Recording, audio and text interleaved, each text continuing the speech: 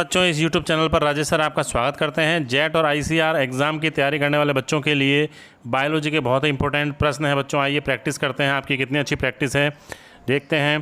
पहला जो प्रश्न है, पाचक उत्प्रेरक जिस कोशिकांग में उपस्थित होते हैं वह है ऑक्सीसोम, परऑक्सीसोम, गोल्जिकाय या लाइसोसोम।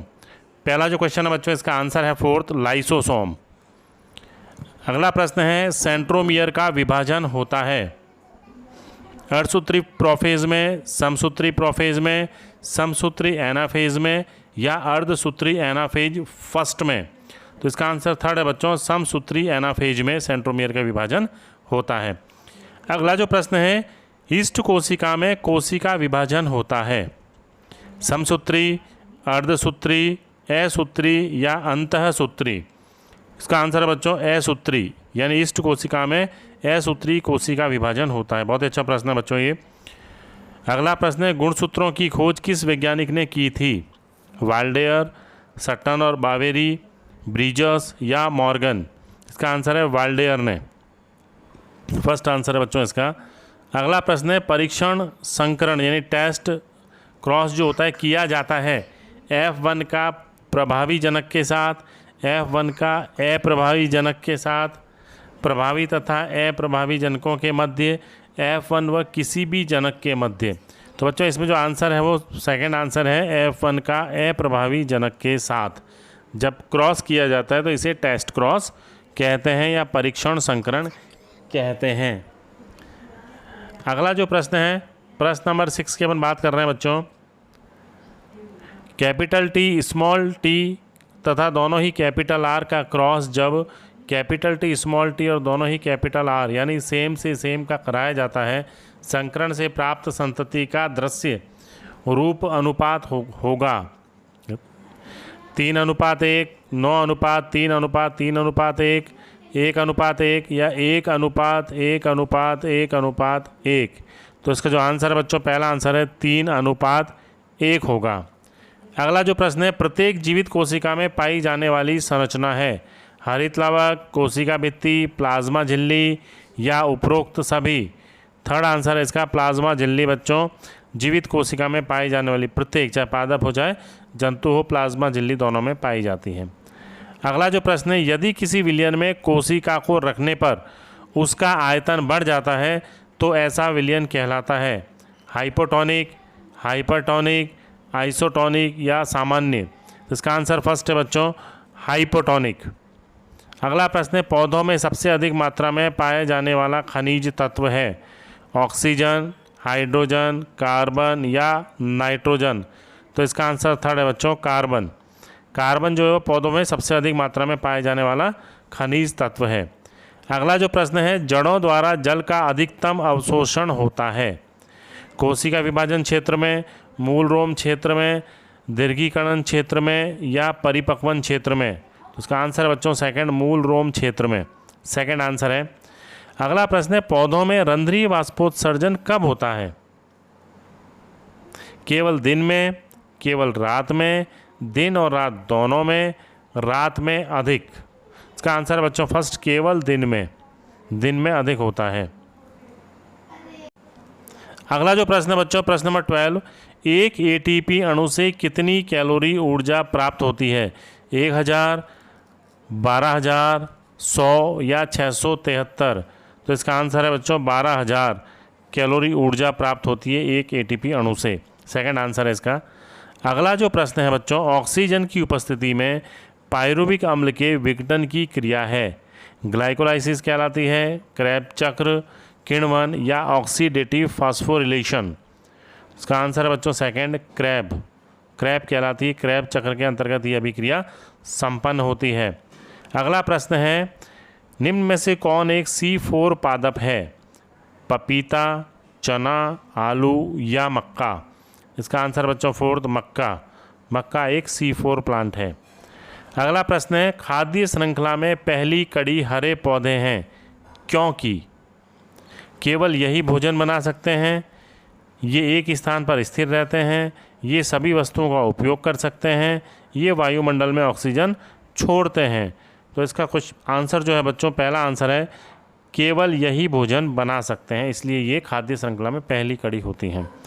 अगला प्रश्न है, समुद्री किनारों पर उगने वाले पौधे किस वर्ग के होते हैं? जलोद्भिद, समोद्भिद, मरुद्भिद या लवणोद्भिद?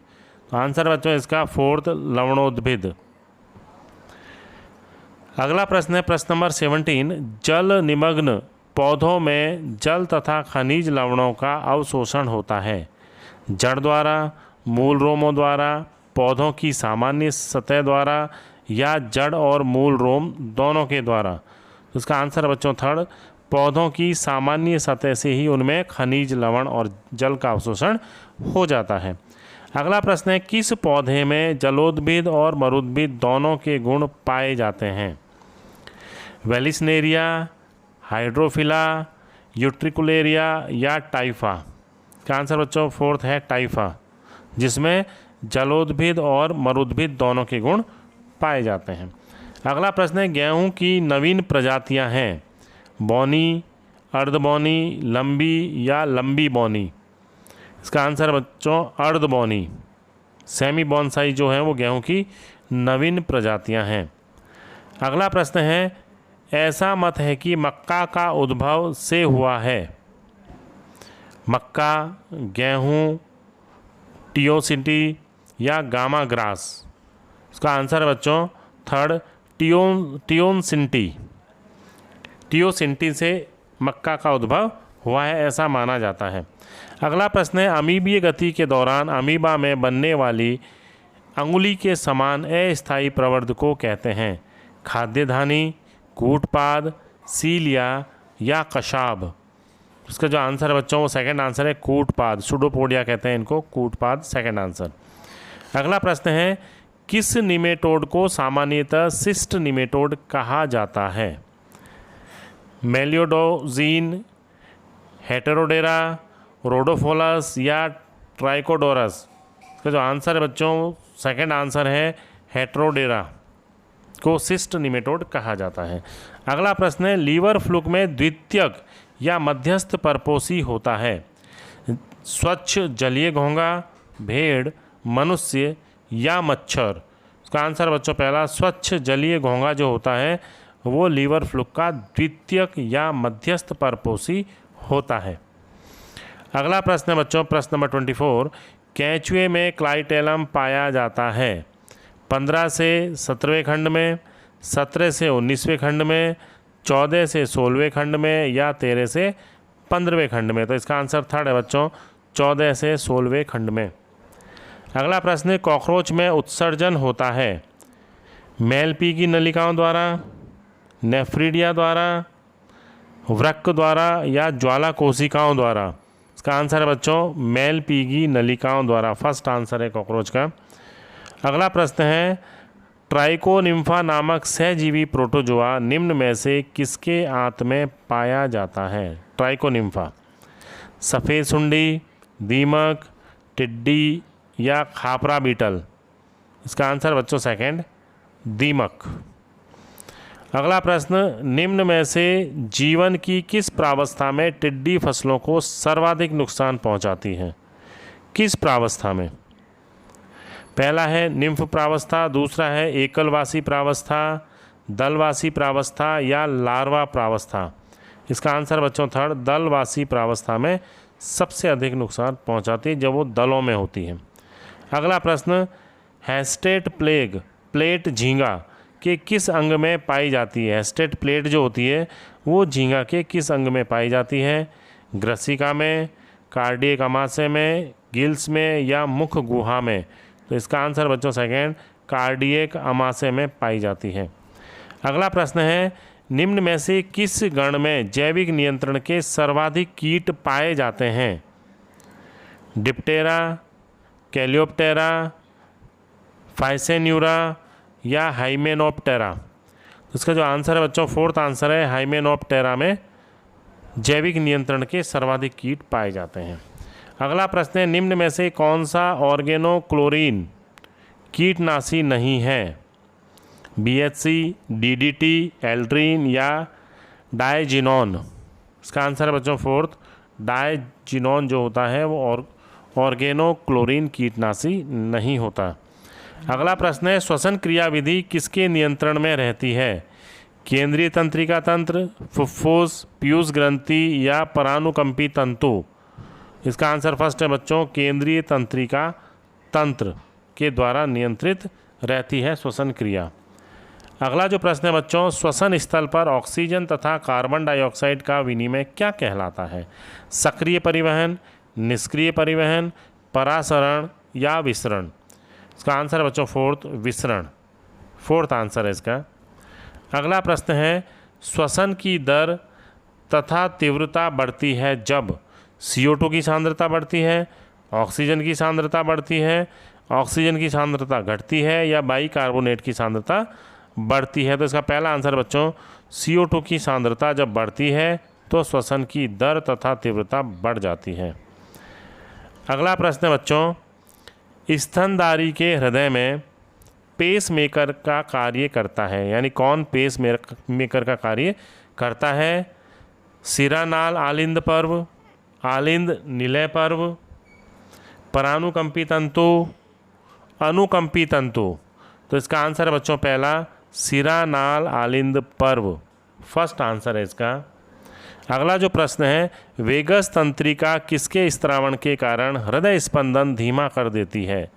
एसिटिलकोलिन, एड्रेनलिन, डोपामीन या नॉर एपिनेफ्रीन? इसका आंसर है बच्चों फर्स्ट, एसिटिलकोलिन के स्त्रावण से हृदय स्पंदन की गति को धीमा कर देती है। अगला प्रश्न है, रक्त स्कंदन के लिए जरूरी प्रोथ्रोम्बिन बनता है अमाशय में, प्लीहा में, यकृत में या अग्नाशय में? इसका आंसर थर्ड है बच्चों, यकृत में, लीवर में स्कंदन के लिए प्रोथ्रोम्बिन बनता है। निम्न में से कौन सी सहायक जनन ग्रंथि सिर्फ नर स्तनियों में पाई जाती है? काउपर्स ग्रंथि, बार्थोलिन ग्रंथि, प्रोस्टेट ग्रंथि या थायराइड ग्रंथि? इसका आंसर बच्चों प्रोस्टेट ग्रंथि, थर्ड आंसर। अगला प्रश्न है, टेस्टोस्टेरोन की उत्पत्ति होती है शुक्राणु कोशिकाओं द्वारा, ग्राफियन कोशिकाओं द्वारा, अंतराली कोशिकाओं द्वारा या यकृत कोशिकाओं द्वारा? तो इसका आंसर है बच्चों थर्ड, अंतराली कोशिकाओं द्वारा। अगला प्रश्न है, निषेचन में किस एंजाइम की भूमिका महत्वपूर्ण है? हाइलुरोनिडेज, इंसुलिन, FSH या LH? इसका आंसर बच्चों पहला ही है, हाइलुरोनिडेज एंजाइम की भूमिका महत्वपूर्ण होती है निषेचन में। अगला प्रश्न है बच्चों, स्तनियों में शुक्र जनन नियंत्रित रहता है FSH द्वारा, LH द्वारा, FSH तथा प्रोलैक्टिन द्वारा या GH तथा प्रोलैक्टिन द्वारा? तो इसका आंसर फर्स्ट है बच्चों, FSH द्वारा नियंत्रित होता है स्तनियों में शुक्र जनन की क्रिया। तो बच्चों ये बहुत ही इंपॉर्टेंट क्वेश्चन थे 40 जो जेट एग्ज़ाम या ICAR एग्ज़ाम में पूछे जा सकते हैं। आपने इसकी प्रैक्टिस कर ली होगी। आपको ये पसंद आते हैं ऐसे ही और क्वेश्चन अगले वीडियो में दिए जाएंगे। मेरा चैनल ज़रूर सब्सक्राइब कीजिए। धन्यवाद।